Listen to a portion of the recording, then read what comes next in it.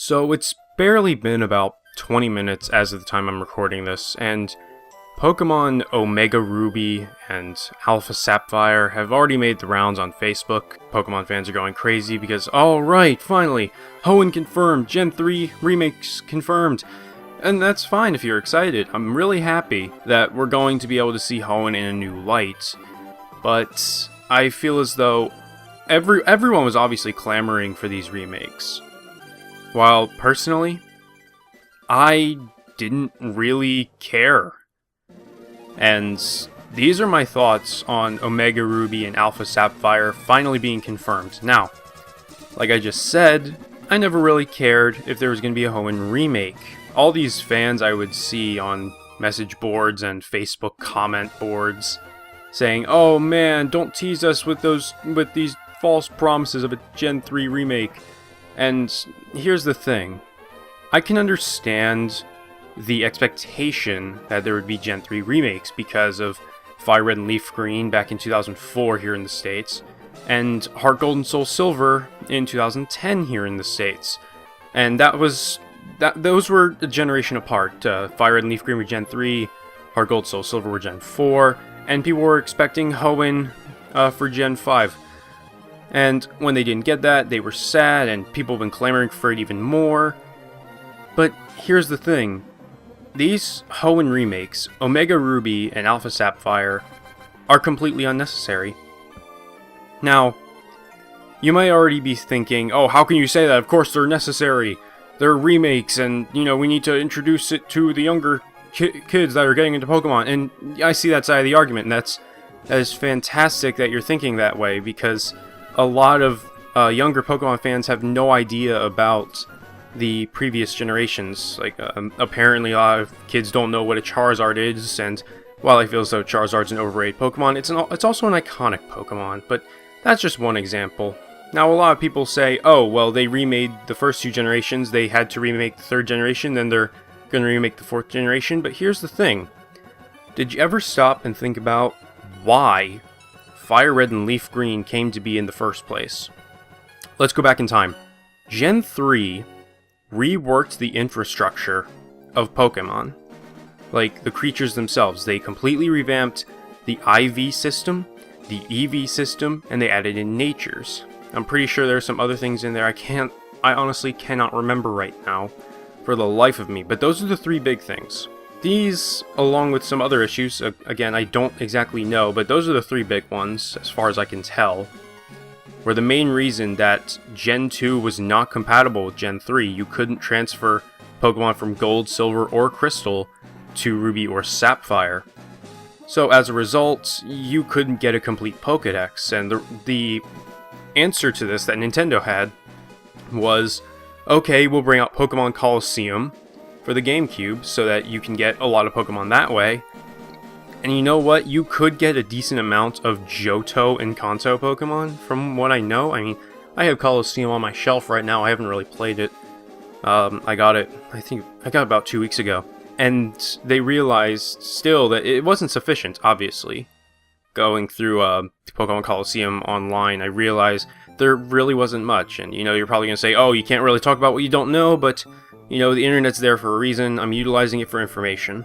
So, to partially remedy this problem, they released Pokemon Fire Red and Leaf Green in 2004 here in the States, 2003 in Japan, in an effort to allow players to further fill their Pokédex, because with Fire Red and Leaf Green, you can go through Kanto, you can get the Kanto Pokemon, you can get Mewtwo, Zapdos, you can get all of them, including the starters, because they're remakes. And then they added into the game new areas. They added the Sevi Islands. And in the Sevi Islands, they had a lot of Johto Pokemon. That way, you could get a decent chunk of Johto Pokemon, and probably the rest could be filled by Colosseum, and later XD Gale of Darkness. So, in that sense, it was entirely necessary, but even then, I honestly do not know if you could fill the Pokédex completely, because I don't know if you could get all the Johto Pokemon. Then in Gen 4, there was Diamond and Pearl, and then Platinum, and at that time, in 2010, Heart Gold and Soul Silver came out. That was just over 10 years after Gold and Silver's release. Now, at the time, Gold and Silver were the best-selling Pokemon games, and this was during the height of Pokemon's popularity that the original Gold and Silver were sold. I can only assume that Nintendo and Game Freak knew about this and decided to take advantage of it by putting out these remakes and cashing in on people's nostalgia, and you know what? It worked. People bought Heart Gold and Soul Silver like crack.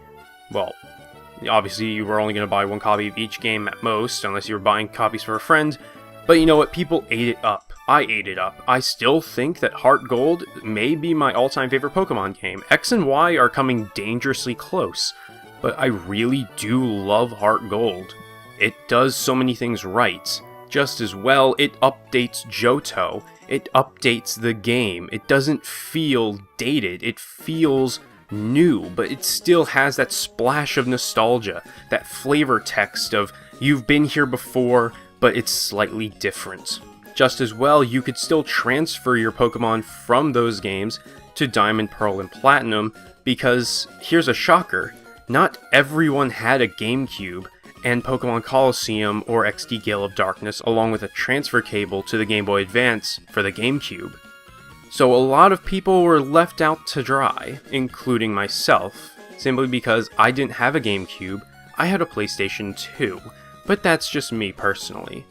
Now those remakes were necessary because, again, Gen 1 and 2 were not compatible with Gen 3 and up, so Gen 5 came around, and people were really expecting Ruby and Sapphire remakes, but instead they got Black and White, then Black and White 2, and then we moved on to Gen 6, X and Y. A lot of people started to really clamor for these Gen 3 remakes after that point, and now we finally have them announced in Omega Ruby and Alpha Sapphire. And you know what? I don't care. I mean, I'm still gonna pick it up, obviously.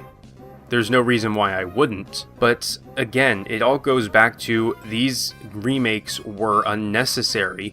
We didn't really need them because you can still transfer Pokemon from the original Ruby and Sapphire all the way up to X and Y. All you need are a Nintendo DS Lite and a Nintendo 3DS. The DS Lite because it has obviously the ability to play DS games, and it has the Game Boy Advance port. You plug Ruby or Sapphire into the GBA port, and you plug Diamond, Pearl, Platinum, Heart Gold, or Soul Silver into the DS port. You transfer them up through the PAL Park, and then you put Black or White, or Black 2 or White 2 into the 3DS, and you transfer the Gen 4 Pokemon onto the Gen 5 cart. And then you use the Poké Transporter to transfer the Pokemon from the Gen 5 cart to the Pokemon Bank, which you then transfer to Pokemon X or Y. There you go, you've got your Pokemon from Gen 3. Now a lot of people are going to tell me, oh, well, you're just a hater. You don't want these games. I'm not saying I don't want them. I'm just saying that we don't need them. But you know what? At the end of the day, I'm still going to support it.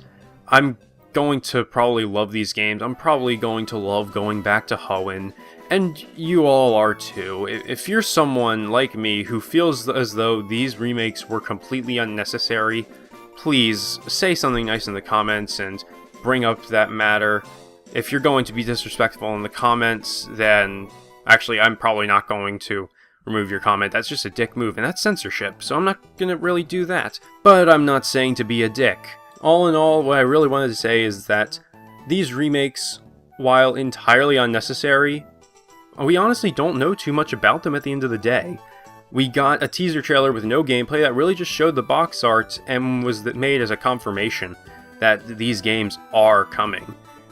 Honestly, the trailer says that we're going to be in a new place or something along those lines. So does that mean that Hoenn is slightly changed? Probably. Is the battle frontier going to be different? Probably. I don't know. Are they going to keep the battle frontier? I would hope so. Considering how Heart Gold and Soul Silver have elements from Crystal, I would assume that Omega Ruby and Alpha Sapphire might have some elements from Emerald. Maybe we'll have something similar to the Distortion World from Platinum, where we'll have some kind of Sky World for Rayquaza, or something like that. I don't know. Also, just as well, the box art shows Kyogre and Groudon looking slightly different, and I've talked with one of my friends about this, and he says, well, maybe they're going to be Mega Evolutions, and that would be great for the Uber tier, because they aren't great in the Uber tier or something like that. First off, as far as the Mega Evolutions go, I really don't feel as though Legendary should have them. Mewtwo I feel is fine, because Mewtwo is a man-made Pokemon. To an extent, it was a genetically modified Mew baby. In the games, the anime, it's a different origin. Latios and Latias, I honestly have no idea why they got Mega Stones. I feel as though that's unnecessary, but that's a whole different topic. In the end, these designs intrigue me, and I would very much like to know what prompts these new designs. It probably is a Mega Evolution. I don't know. Honestly, I wish it weren't, but who knows. All in all, at the end of the day, I just really wanted to say that these remakes are unnecessary, but I will support them. And I'm still going to hold on to my copies of Ruby and Sapphire, which are actually on my shelf right now. I'm staring right at them. My Sapphire is in my DS Lite, and my Ruby is just kind of laying there. Yeah. Maybe that's really my 2 cents. I hope that these games actually do separate themselves a bit from the original games. Probably not. I hope that they turn out as great remakes, because ever since Gen 3 we've had the Fairy type introduced, and we've had a multitude of Pokemon introduced, so maybe we'll have a new revised Hoenn Pokédex. We'll see what happens. I'm very curious, and I really hope that new trailers will come later this summer.